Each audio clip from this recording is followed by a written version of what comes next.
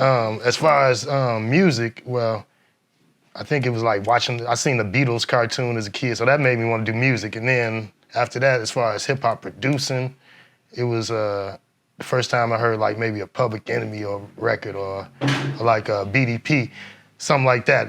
And I'd heard rap, I liked some rap, like some Grandmaster Flash, some Run DMC, but like it was one time when I heard Rebel Without a Pause, like it was Rebel Without a Pause by Public Enemy.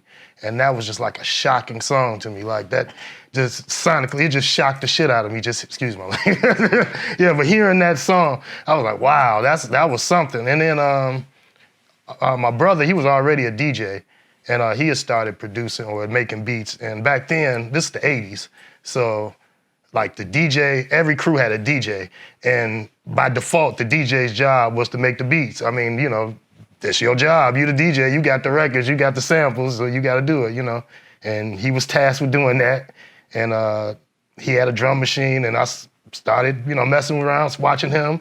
And I picked up on it and been doing it ever since. So that was like the 80s, yeah. So we're talking about Public Enemy, so we're talking about at least like 87, 88, so yeah. And around the golden age of hip hop, pretty much, when stuff really started popping, when hip hop really started being on MTV and going mainstream, and that's when I picked up on it, The first one I bought personally was a Akai 950, Akai 950S sampler.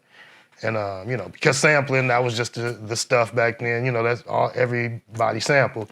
And I had to have a sampler. And back then, that cost like $1,500, just a sampler alone.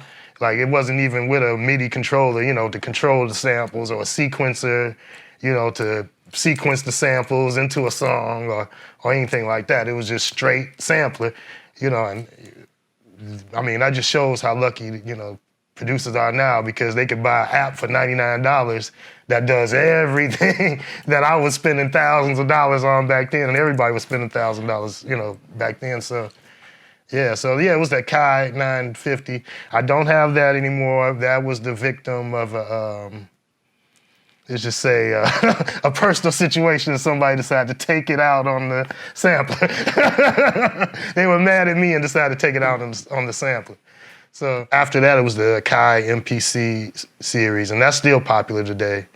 That's the one that I made like my first like mainstream songs that became hits or got radio and major label placements. Mm-hmm. And that was like the machine during that period. You're talking about the Rockefeller era, and everybody was using them. You know what I'm saying, or at least incorporating it into their production workflow. So yeah. The Akai, I was really a Kai dude. I was like so Akai, like how people are like Apple fans now or whatever. I was an Akai fanboy back then, You had to have as much Akai stuff. And then it just happened like right around the time that I was really at my peak, with the Akai stuff. They went through some kind of business problems or whatever. And I heard that the stuff was hard to get it serviced, and I think they said they were going to discontinue. It was rumors and everything, so that's what made me switch to Apple Logic. And I've been doing that doing the computer thing for at least like the last 18 years, yeah, on Apple Logic.